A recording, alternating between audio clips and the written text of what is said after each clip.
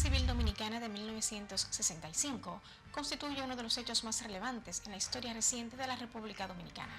El conflicto se inicia cuando un grupo de oficiales jóvenes se propone restaurar el gobierno constitucional del destituido presidente Juan Bosch, primer gobierno elegido democráticamente en las urnas tras el ajusticiamiento del dictador Rafael Leónidas Trujillo. El profesor Juan Bosch es derrocado 7 meses después de haberse juramentado como presidente constitucional de la República por una facción de las Fuerzas Armadas liderada por Elías Wessing y Wessing. Esto sucede tras la promulgación de la Constitución de 1963, que establecía, entre otras cosas, la libertad religiosa y de expresión, la libertad política, el derecho a la vivienda, la igualdad entre hijos naturales y los nacidos bajo matrimonio, así como el retorno de los disidentes políticos y exiliados durante el régimen trujillista. El sábado 24 del mes de abril de 1965 se sublevaron los campamentos militares 16 de agosto y 27 de febrero, dando el golpe de Estado al triunvirato. El gobierno de Don Ashley Cabral, a quien nadie salió a defender, más fue respaldado por el partido del PRD y el pueblo, que pidió el retorno del profesor Juan Bosch y la Constitución del 1963. La batalla del Puente Duarte fue una de las más sangrientas, pero al final de la misma, las tropas reaccionarias de Wessing y Wessing fueron derrotadas, obligadas a volver sobre sus pasos por los militares liderados por Caamaño. Fue tan formidable la participación popular que muy pronto el aparato militar irregular quedó virtualmente desarticulado por las acciones militares del pueblo en armas. Fue tomada la fortaleza de Los Amen, donde se encontraba la odiada Policía Nacional en su versión de los cascos blancos. En el momento en el que los constitucionalistas, quienes ya habían derrotado en Santo Domingo a las tropas regulares, se preparaban para el ataque decisivo de San Isidro, base aérea en donde se encontraban concentradas las tropas del CEFA, dirigidas por Wessing y Wessing y el general Benoit, estos temerosos solicitaron a los Estados Unidos su intervención militar para evitar un supuesto peligro comunista. El 28 de abril, los Estados Unidos intervinieron en el país activando la operación Power Pack. El presidente Lyndon B. Johnson envió una fuerza que ascendía a más de 40,000 militares para garantizar la seguridad en Santo Domingo y para restablecer el orden. Johnson había actuado con la firme creencia de que los constitucionalistas estaban compuestos por comunistas y que por lo tanto no se podía permitir que llegaran al poder. Las tropas de Estados Unidos establecieron de inmediato un cordón de seguridad dividiendo la zona en 2 zonas, cercando la parte constitucionalista y a todos los combatientes que encontraba en la parte baja de la ciudad en la zona rebelde, denominaron Operación Limpieza al operativo. El 1 de junio se celebran las elecciones para elegir un nuevo presidente entre los candidatos Joaquín Balaguer y Juan Bosch, ganando Joaquín Balaguer con el Partido Reformista. Caamaño desde Londres afirmó: las tropas de ocupación en Santo Domingo en el proceso electoral tienen que haber influido obligatoriamente en las elecciones. No puede haber elecciones libres en un país ocupado por tropas extranjeras. José Francisco Peña Gómez confirmó que hubo fraude e impugnó las actas en la provincia de Barahona. El pueblo se lanzó a las calles diciendo que hubo fraude. Esta intervención terminó el 21 de septiembre de 1966, fecha en que se completó la retirada de tropas de la llamada Fuerza Interamericana de Paz, y con el ascenso del doctor Joaquín Balaguer a la presidencia de la República el 1 de junio de 1966.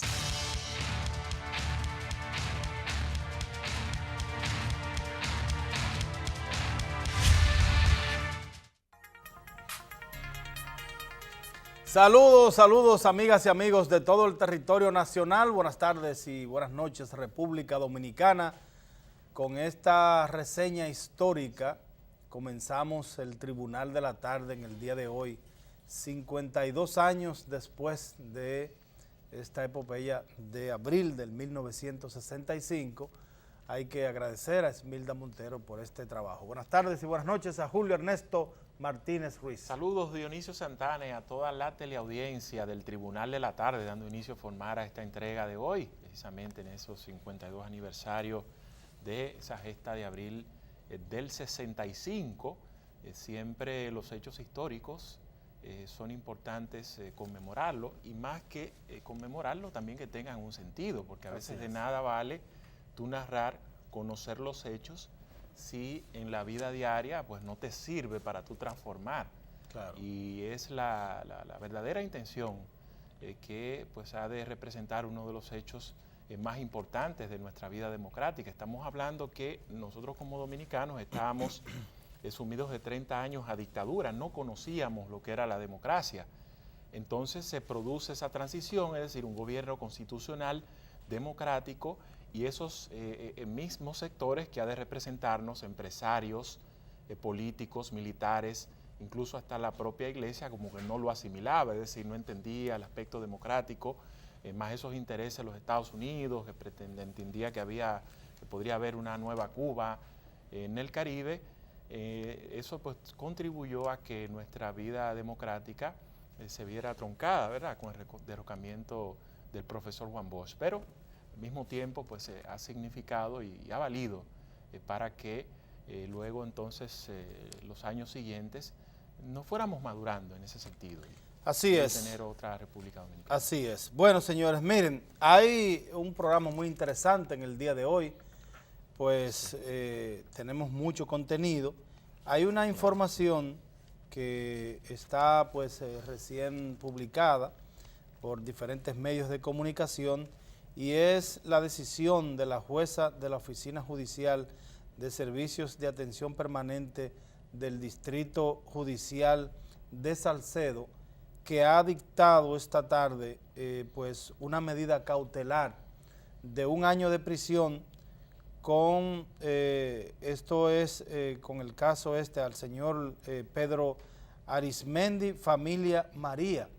Pedro Arismendi Familia María es el señor que daba clase, para no llamarle profesor ni maestro, en Salcedo y que está pues fuertemente acusado de violar sexualmente de 12 niñas y un niño. Estas niñas pues oscilan entre las edades entre 8 y 9 años de edad, 9, 10 años de edad. Y bueno, mucha gente ve el titular y dice, imponen 1 año de prisión preventiva a este imputado. Y bueno, mucha gente no conoce el sistema procesal de la República Dominicana. El Código Procesal Penal pues establece este tipo de medidas. Mientras tanto, el Ministerio Público pues reúne todas las evidencias del lugar y va entonces a un juicio de fondo para probar la acusación que ha hecho. El Ministerio Público es quien tiene que depositar las pruebas, es quien acusa. El juez ve las acusaciones que hace en prima fase del Ministerio Público y bueno, cuando un tribunal pues decide imponer una medida de coerción que es la medida número 7 en el Código Procesal Penal y es la medida más contundente porque es la prisión, que no, la excepción debe ser, ¿verdad?, la libertad, pero en este caso, cuando un tribunal decide imponer 1 año de prisión preventiva, pues evidentemente que hay suficientes pruebas, hay evidentes pruebas para poder entonces fortalecer el expediente y condenar en un juicio de fondo a el imputado. También el hecho en que se le imputa, que claro, ha de entenderse que es un individuo que tras tanto no puede estar en sociedad y tiene que estar pues bajo custodia de la ley. Bueno, hoy un día difícil, un fin de semana de intensas lluvias que han estado provocando grandes pérdidas en gran parte del territorio nacional y precisamente pues tenemos detalles sobre la misma en nuestro acostumbrado resumen de las principales noticias de este día.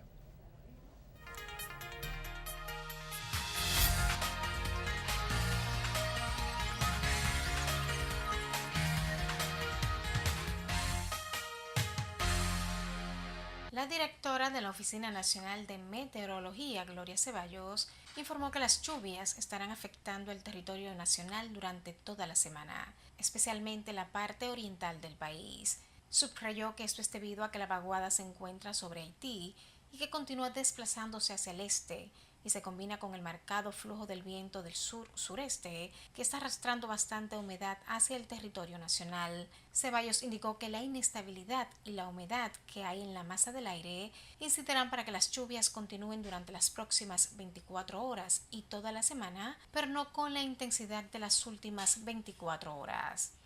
La Corporación del Acueducto y Alcantarillado de Santo Domingo anunció que 4 de sus sistemas de acueductos están fuera de operación, producto de los torrenciales aguaceros que se han registrado en el país en los últimos días, lo que ha provocado una reducción de 90 millones de galones de agua potable diarios y más de 70 sectores sin recibir el líquido, en tanto que el Instituto Nacional de Aguas Potables ha reportado que 8 de sus sistemas también están fuera de servicios, de los cuales 5 están inoperantes por cierres preventivos y 3 afectados por las lluvias y turbidez de sus aguas en las provincias bajo alerta. Los acueductos fuera de servicio reportados por la CAS son Jaina, Mano Guayabo, Isamana, Duey e Isabela, mientras que Valdesia, Acueducto Oriental y los sistemas que tienen como fuente las aguas subterráneas operan de manera normal. El ministro de Interior y Policía, Carlos Amarante Barret, afirmó que algunos sectores de la sociedad están usando la lucha contra la corrupción y la impunidad como pretexto para desarrollar un plan para desestabilizar al gobierno. Dijo que esos sectores han desnaturalizado el movimiento verde, del cual se han apropiado llevando a sus militantes a marchar contra el gobierno y propiciando que los grupos más radicales tomen su control y pasen a amenazar el orden democrático y a los funcionarios del gobierno, al expresar que las movilizaciones verdes podrían convertirse en rebeldía y en la catástrofe jamás pensada para ellos. El ministro de Educación, Andrés Navarro, dijo que en el país hay sectores que tratan de empañar la imagen del presidente Danilo Medina con una serie de especulaciones por el supuesto financiamiento de la campaña política por parte de la empresa brasileña Odebrecht, lo que ha quedado debidamente dilucidado y aclarado por los últimos testimonios ofrecidos por las personas investigadas en el tema por la justicia de la nación suramericana. Navarro precisó que lo que está percibiendo es que ante la imposibilidad de imputarle errores al presidente Medina en su ejercicio en la administración pública, esos sectores no han visto otra vía que tomar el camino de la especulación con el deliberado propósito de empañar la imagen política del jefe de Estado, pues la integridad que ha caracterizado a la labor pública de Medina es insoportable para aquellos que tratan infructuosamente de manchar su imagen. Finalmente, el presidente de Estados Unidos, Donald Trump, insistió hoy en que el muro fronterizo con México, cuya financiación está siendo un obstáculo para lograr un acuerdo presupuestario que evite un cierre parcial del gobierno, es una herramienta muy importante para impedir la entrada de drogas al país. La insistencia de Trump en que el acuerdo presupuestario que negocian los congresistas para evitar una paralización parcial del gobierno por falta de fondos incluya financiación para el muro con México está complicando las negociaciones. La Casa Blanca ha pedido al Congreso que apruebe una partida de $1.400 millones para la construcción del muro dentro del presupuesto para financiar al gobierno. El coste estimado de la construcción del muro, una de las principales promesas de campaña de Trump, ha pasado de los $8.000 millones calculados inicialmente por el magnate a $21.600 millones, según las últimas cifras del Departamento de Seguridad Nacional.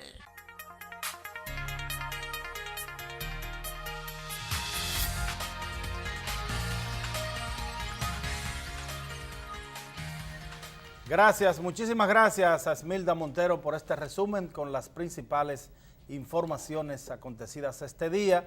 Bueno, sí, señores, miren. Haciendo un paréntesis, Dionisio, para pues anunciar de manera formal, hoy tenemos en nuestra audiencia al ingeniero Milton Morrison, esta vez no como experto en asuntos energéticos, como parte del Tribunal de la Tarde. Parte del Tribunal de la Tarde, sino ya por sus inquietudes, el punto de vista social y político, ha decidido emprender un proyecto llamado País Posible, proyecto político, lo cual conoceremos en detalles. El mismo. Bueno, vamos a conversar con él, pues, con todos estos temas.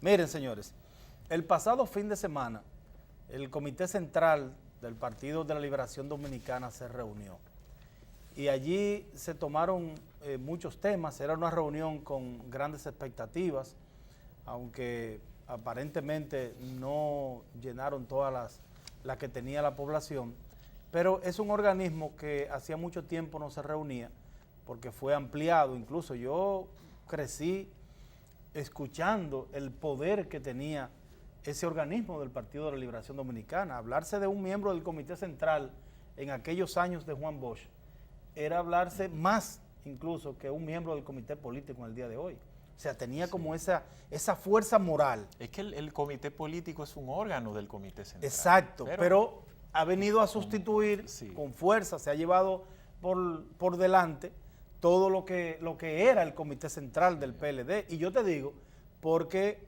la fuerza que emanaba de un miembro del Comité Central a nivel nacional en el Partido de la Liberación Dominicana era más una fuerza moral que política.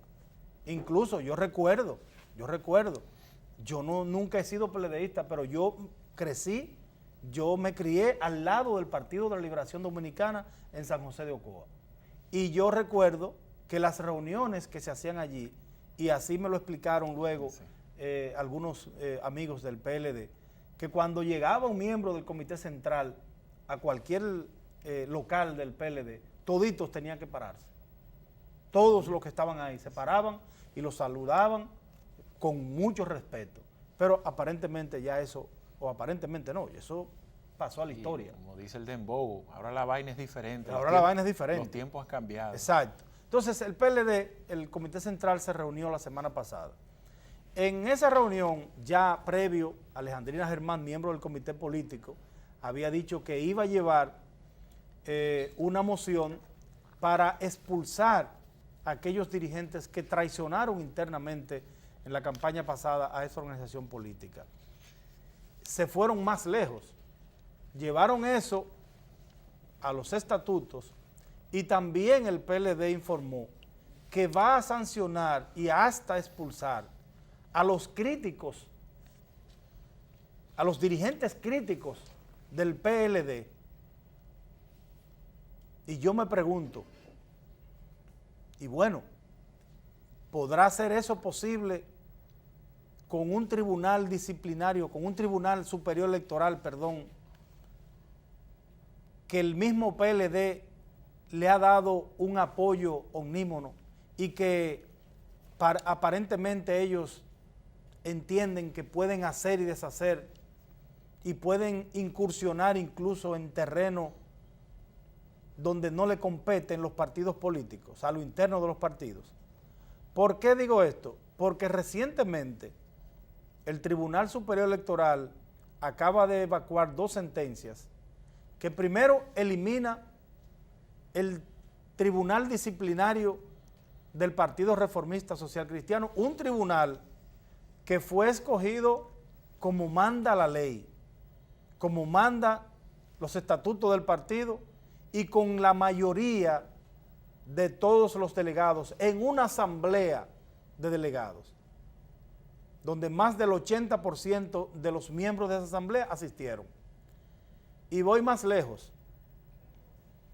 El tribunal disciplinario, que son esas imágenes que ustedes están mirando ahí, que las traje específicamente para eso, el tribunal disciplinario del Partido Reformista Social Cristiano, que había resolutado expulsar a dirigentes que le fallaron a esa organización política, a dirigentes que violentaron los estatutos del PRCC y que lo hicieron bajo esas condiciones que ustedes están mirando, como dice la ley en la República Dominicana, en un juicio oral, público y contradictorio. Incluso muchos de los imputados enviaron incluso abogados para defenderse y otros optaron por no ir. Pero miren, ojalá tengamos audio para que ustedes vean cómo se hizo ese procedimiento.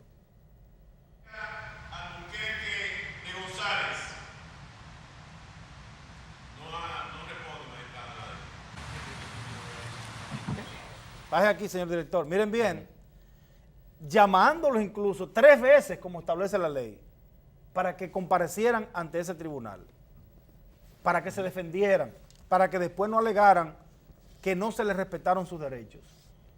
Y así el Tribunal Superior Electoral le dice al Partido Reformista, no, ustedes, ese tribunal no es válido, y ese tribunal tiene que reintegrar a dirigentes que fueron electos incluso en la boleta del Partido de la Liberación Dominicana, porque aparentemente los únicos traidores son los que traicionan al Partido de la Liberación Dominicana. Los de los otros partidos no son traidores. Incluso ellos los acogen y los llevan como candidatos en su boleta. Ahí hay gente, señores, que son diputados, que fueron candidatos a diputados, a síndicos, a regidores. Hay uno que es a senador. Hay uno que es el único senador que el PRD dice que tiene en el Senado de la República. Y es verdad que lo tiene, porque incluso es el vocero de los senadores del Partido Revolucionario Dominicano, que es el senador Félix Vázquez de la provincia de Duarte. O Oye, el Tribunal Superior Electoral entonces tiene que decirle al Partido Reformista, miren, Partido Reformista, el senador del PRD, el vocero del PRD en la Cámara Alta, ustedes tienen que reintegrarlo en el Partido Reformista. Aunque él no quiera, yo no sé si quiere volver o no, pero, señores, lo ético es que si usted fue a un juego de pelota y usted es liceísta, usted no puede ponerse una gorra del Escogido. Al menos yo no lo puedo hacer. Entonces, si usted se fue con el PLD, si usted fue candidato del PLD, usted ganó o perdió con el PLD, quédese en su PLD. Y los tribunales deben respetar a los partidos políticos, porque así no se hace democracia. Bueno, Yo espero, Julio, finalmente, sí. Yo espero, ya, finalmente, que el doctor Mariano Rodríguez reivindique las decisiones que ha asumido el Tribunal Superior Electoral en los últimos días. Señor Mariano Rodríguez, usted es una persona que ha salido muy bien parado de las instituciones donde usted estaba, incluso de la Junta Central Electoral. No termine su carrera de esa manera. Fíjese en el espejo de su amigo, el doctor Roberto Rosario Márquez, que salió de la Junta y no ha podido ni siquiera ir a una esquina a comerse un chicle, porque seguro que no tiene cara para presentarse ante esta sociedad con todos los atropellos que hizo en esa Junta Central. Nos vamos a una pausa comercial para retornar con el ingeniero Milton Morrison, que preside el proyecto País Posible.